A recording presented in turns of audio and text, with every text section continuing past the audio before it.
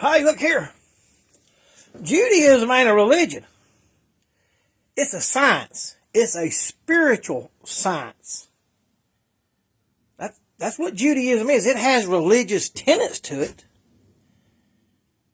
And how they practice, the actions they take that they practice to draw themselves closer to God. But the basis of their belief that you can draw yourself closer to God and that you can even be a chosen people is a spiritual science.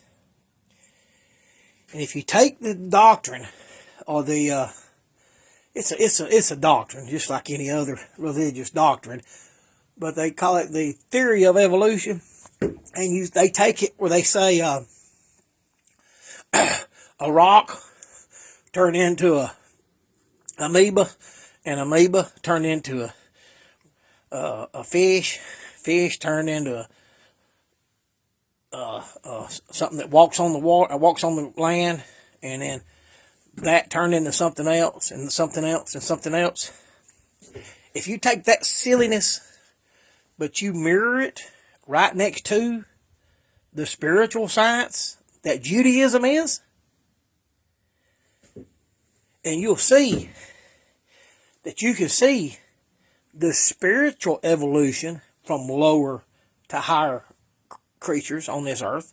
Because there's the grasses, there's the worms, there's the grasshoppers, there's the lizards, there's the birds, there's the mammals. Somewhere there with the birds, there are the fish. As you're coming up from the grasses on up to the human, you come on up higher than a fish and a bird, you can get into some kind of a deer or a wolf.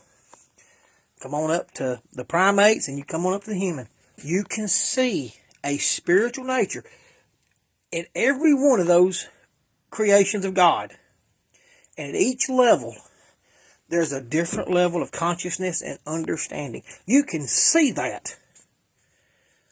They hid it from you by the theory of evolution, and it was planned to make the goyim believe this is not a spiritual realm, and that there's different natures on it, from the animal all the way through the human. And your Jewish people, they say that those spiritual natures continue all the way through even the humans to the Jew being at the top. They have supposed to have the highest consciousness. You can see the spiritual nature of this flat earth that we live on, this creation. See the ball earth that's taught in our science book ain't in the Old Testament. The Old Testament is their Torah and their Tanakh. It ain't in theirs.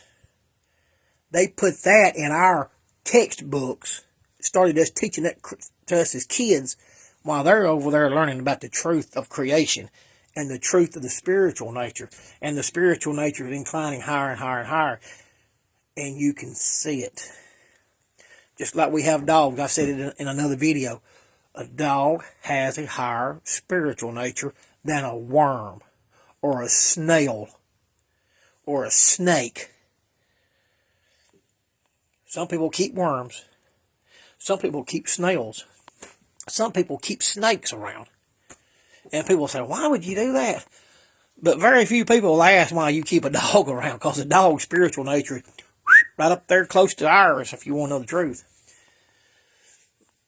A chimpanzee or something probably closer spiritual nature than ours if you watch them.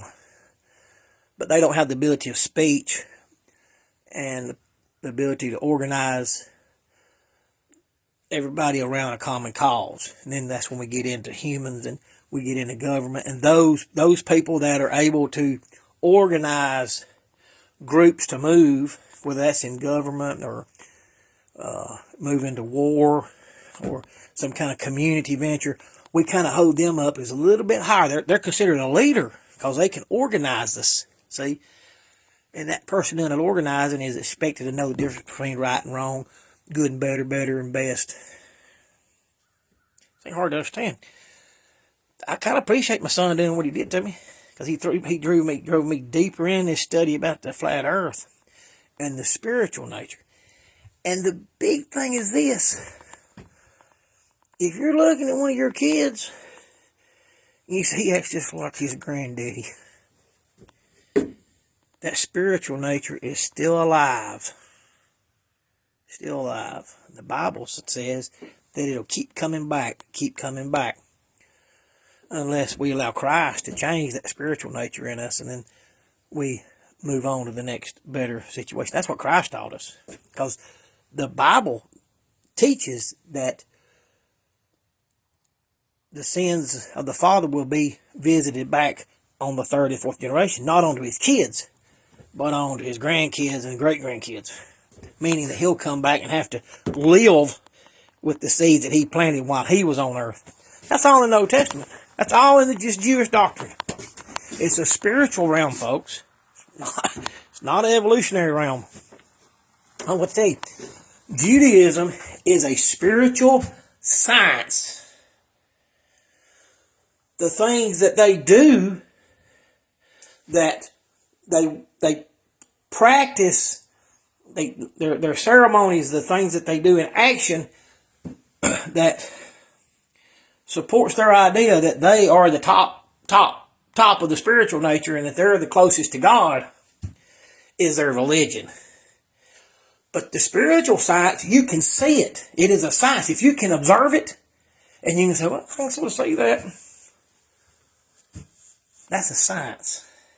You won't find the ball earth.